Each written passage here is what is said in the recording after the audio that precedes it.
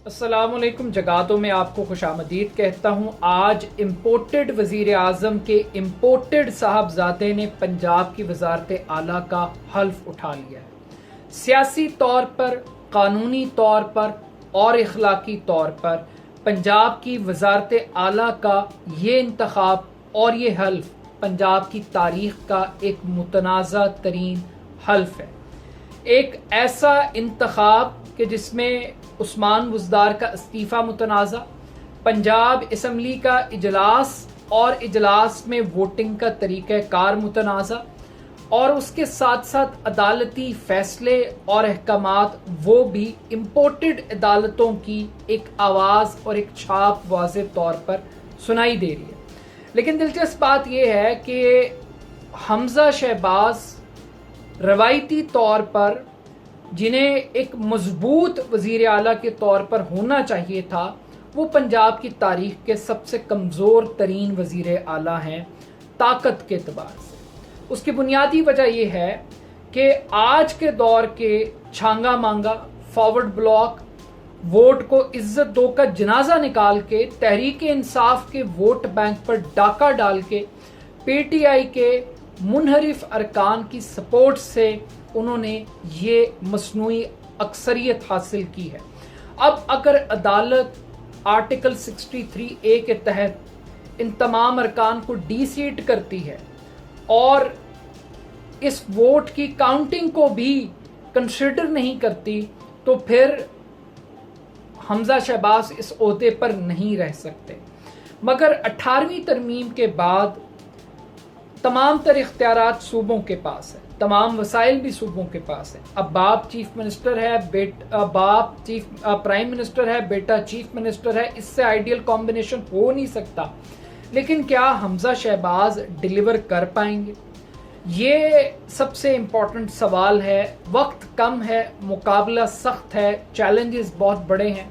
महंगाई है, बेरोज़गारी है, लॉ एंड ऑर्डर की सिचुएशन है, गवर्नेंस है, मॉनिटरिंग है, अकाउंटेबिलिटी है। बहुत सारे ऐसे मराहिल हैं जो हमज़ा शहबाज को तय करने हैं। लेकिन इन तमाम मराहिल में रिज़ल्ट क्या आता है ये तो आने वाला वक्त ही बताएगा। मगर ये तमाम तर चैलेंजेस के बावजूद हमज़ा शहबाज की हुकूमत उस्मान बुज़दार की निस्बत करोड़ दर्जे एक बेहतर हुकूमत होगी। ये एक सैड रियलिटी है कि इमरान खान ने अपनी 22 साल की स्ट्रगल को एक उस्मान बुज़दार की कीमत पर तबाह किया है। उस बुज़दार को जिसको वसीम अकरम प्लस कहकर पंजाब के ऊपर मुसल्लत किया गया, ये किसी आलमी साजिश से कम नहीं था। किसी पंजाब के ख़िलाफ़ पंजाब की आवाम से बदला लेने से कम नहीं था उस्मान बुज़दार का इंतखाब।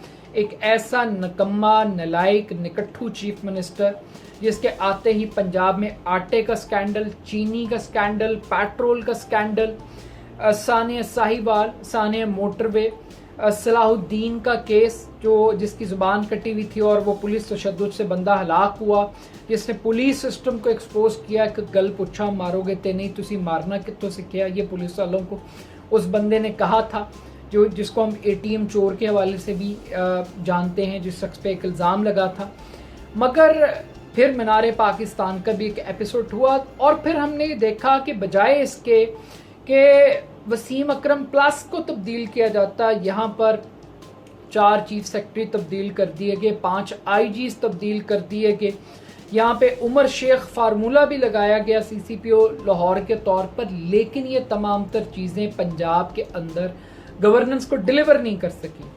खान साहब के पास ये ऑप्शन थी, वो अलीम खान को चीफ मिनिस्टर बना सकते थे, वो जहांगीर तरीन ग्रुप में से किसी को चीफ मिनिस्टर बना सकते थे। वो पूरी 180 अरकान पर मुश्तमिल तहरीक इंसाफ के जो अरकान थे उनमें से किसी एक शख्स का इंतखाब करके वो शरीफ ख़ानदान से वज़ारत आला छीन सकते थे या अपनी वज़ारत आला को कायम रख सकते थे।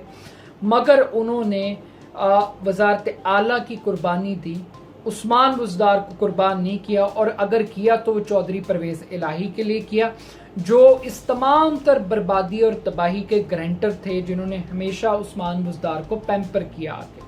خیر یہ تو تھا وزدار نامہ، لیکن اب حمزہ نامہ کیا ہے؟ حمزہ نامہ کیا کارنامے کر سکتا ہے؟ اس سے ہمیں معاف کیجیے گا پی ایم ایل این کا ماضی دیکھنا پڑے گا۔ پی ایم ایل این کو روایتی طور پر ایک ڈیولپمنٹ پارٹی کے طور پہ دیکھا جاتا ہے۔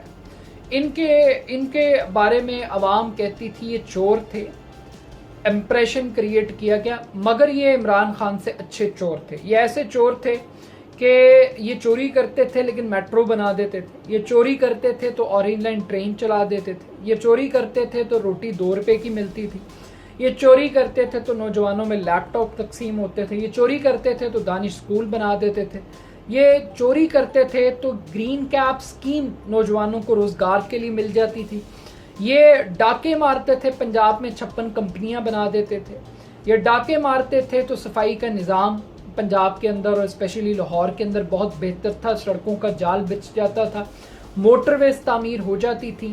تو یہ ڈیولپر تھے، یہ ڈیلیورر تھے، یہ پنجاب سپیڈ تھے۔ بٹ کیا حمزہ شہباز بھی پنجاب سپیڈ کے فارمولے پہ چلیں گے؟ اور کیا اس 1 سال کے مختصر عرصے کے اندر وہ پبلک کو ڈیلیور کر پائیں گے؟ یہ اس سے بھی بڑا امپورٹنٹ سوال ہے۔ کیونکہ ایک ایسا سینیریو ہے کہ جہاں پہ انہیں مہنگائی کو قابو کرنا ہے، جہاں پہ انہیں بے روزگاری کو سب سے پہلے قابو کرنا ہے، جہاں پہ انہوں نے پرائس کنٹرول میکنزم کو دوبارہ سے اسٹرینتھن کرنا ہے، اسٹیٹ کی ریٹ کو اسٹیبلش کرنا ہے، انہوں نے پولیسنگ کو بہتر کرنا ہے، اور اس کے علاوہ انہوں نے یہ بتانا ہے کہ ایک طرف عمران خان صاحب کا امپورٹڈ گورنمنٹ کا بیانیہ ہے اور دوسری طرف ووٹ کو عزت دو کا بیانیہ ہے، اور جو ووٹ کی عزت ہے بنیادی طور پہ وہ گورننس کے ساتھ ہے۔ تو کیا حمزہ شہباز گورننس ڈیلیور کر دیں گے؟ یہ ان کی ٹیم دیکھ کر بھی اندازہ لگے گا، ان کے چال چلن دیکھ کے بھی اندازہ لگے گا۔ اب حمزہ شہباز تو آگے ہیں وکٹ کے اوپر، آئے وہ متنازع الیکشن سے ہیں یا امپورٹڈ عدالتوں کی برکت سے آئے ہیں، لیکن وہ آگے ہیں۔ اب دوسری جانب عمران خان صاحب نے امپورٹڈ گورنمنٹ کے خلاف مئی کے آخری مہینے میں مارچ کا اعلان کر دیا اور نوجوانوں سے کہا ہے کہ وہ چاند رات کو نکلیں جھنڈے لے کر سڑکوں کے اوپر اور بتائیں کہ وہ اس کرائم منسٹر کو نہیں مانتے، اس کرپٹ سسٹم کو، یہ جو مافیاز گورنمنٹ میں آگے ہیں جو ضمانتوں کے اوپر ہیں وہ ان کو تسلیم نہیں کرتے۔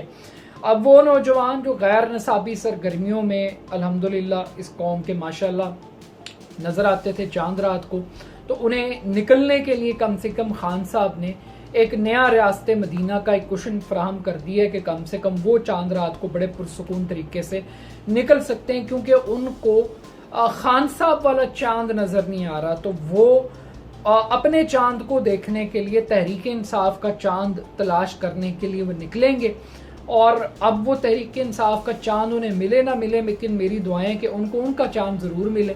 خیر، لیکن خان صاحب کی جو کال ہے وہ 20 لاکھ لوگوں کے لیے، کیا خان صاحب 20 لاکھ لوگ لے آئیں گے؟ یہ بھی ایک سوال ہے، اور اگر آ جاتے ہیں تو کیا خان صاحب ان کو مستقل طور پر بٹھا سکتے ہیں؟ اور کیا 2014 کی طرح شہباز شریف صاحب ویسے ہی بہیو کریں گے جیسے میاں نواز شریف صاحب نے کیا تھا، یعنی کہ کچھ نہیں کہا تھا، فری ہینڈ دیا تھا؟ اور کیا اس وقت کی اسٹیبلشمنٹ جس طریقے سے بہیو کر رہی تھی کیا ویسے ہی ہوگی؟ کیا اس وقت کا میڈیا اور آج کا میڈیا اسی طریقے سے بہیو کرے گا؟ تو خان صاحب کے لیے بھی بہت بڑا چیلنج ہے، ایک طرف پی ایم ایل این کو یہ ثابت کرنا ہے کہ وہ عوام کی معیار زندگی کو بہتر بنا سکتے ہیں، اور خان صاحب کو یہ پروو کرنا ہے کہ جب آپ عالمی سازش کے ذریعے حکومتوں کو، رجیمز کو چینج کرتے ہیں تو پھر معاشروں میں تباہی آتی ہے، پھر سسٹم ڈیلیور نہیں کرتے۔ لیکن جن غلامی کی باتیں خان صاحب کر رہے ہیں، میرا خیال ہے کہ اب انٹرنیشنل اسٹیبلشمنٹ کے لیے شہباز شریف صاحب ایک بہت بڑی لائبلٹی ہے۔ اب امریکہ کی مجبوری ہے، آئی ایم ایف کی مجبوری ہے، سعودی عرب کی مجبوری ہے، باقی ملکوں کی مجبوری ہے کہ وہ معاشی طور پہ شہباز شریف صاحب کو اسٹیبل کرے۔ تو دیکھتے ہیں جناب کہ اس عید کے اوپر خان صاحب کا چاند نکلتا ہے یا ووٹ کو عزت دو والوں کا چاند نظر آتا ہے، تو چاند کس قسم کا ہوگا اور کس کے حق میں نکلے گا یہ تو آنے والا وقت ہی بتائے گا۔ بٹ ریالٹی یہی ہے کہ حمزہ شہباز صاحب اب وزیر اعلیٰ ضرور بن گئے ہیں، لیکن شاید یہ سیاسی طور پر، قانونی طور پر ایک متنازع وزیر اعلیٰ کے طور پہ ان کو دیکھا جائے گا۔ بٹ امپورٹنٹ سوال تو یہ بھی ہے کہ خان صاحب کی کال کس حد تک اس حکومت کی پرفارمنس کے اندر رکاوٹ بنتی ہے۔ اپنا فیڈ بیک مجھے ضرور دیجیے گا، میرے یوٹیوب چینل کو سبسکرائب کیجیے گا۔ جگادوں کو بہت شکریہ، اللہ حافظ۔